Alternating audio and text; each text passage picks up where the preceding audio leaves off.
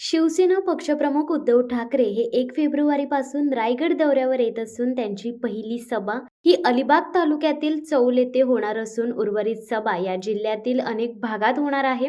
त्याच पार्श्वभूमीवर माजी मंत्री सुभाष देसाई हे सध्या म्हसळा तालुक्यातील सभेच्या पूर्वतयारीची पाहणी करण्यास आले आहेत। या पाहणी दौऱ्यानंतर त्यांनी प्रसारमाध्यमांशी संवाद साधला। यावेळी त्यांनी उद्धव ठाकरे यांना साथ द्या अशी विनंती केली आहे। यावेळी त्यांच्या समवेत जिल्हाप्रमुख अनिल नवगणे, उपजिल्हाप्रमुख नंदू शिर्के, सुरेश कुडेकर आणि अनेक शिवसैनिक उपस्थित होते। म्हसळ्यामध्ये माननीय उद्धव बाळासाहेब ठाकरे यांची प्रचंड जाहीर सभा आयोजित केलेली आहे। या सभेला आम्ही जनसंवाद सभा असं म्हणतोय।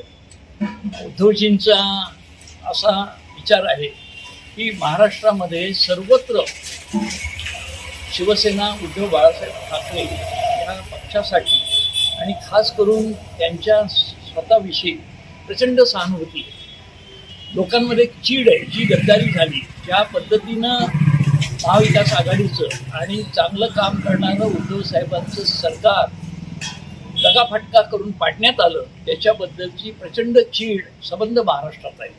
कोकण काही त्यापासून दूर नाही आणि त्यामुळेच या भागामध्ये लोकांची खूप मागणी होती की आपण आलो पाहिजे।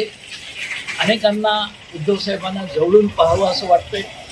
ज्यांनी करोनाच्या काळामध्ये आपल्या समाजातल्या सर्वांचे प्राण वाचवण्यासाठी अहोरात्र मेहनत केली, ते माजी मुख्यमंत्री आमच्यापर्यंत आले पाहिजेत, ही जनतेची मागणी होती आणि त्याप्रमाणे हा दौरा होत आहे।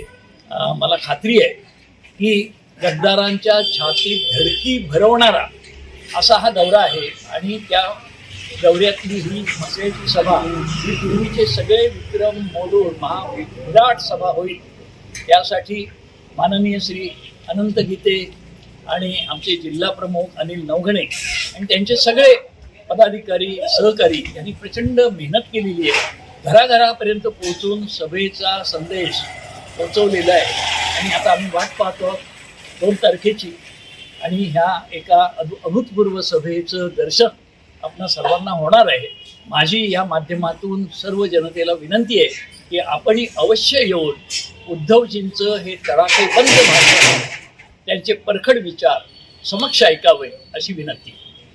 शिवसत्ता टाइम्ससाठी गणेश मापरळकर, म्हसळा। दे धडक बेधडक वृत्त देणाऱ्या आपल्या शिवसत्ता टाइम्स न्यूज चॅनलला लाल बटन दाबून सबस्क्राईब करा आणि बेल आयकॉनला क्लिक करायला विसरू नका।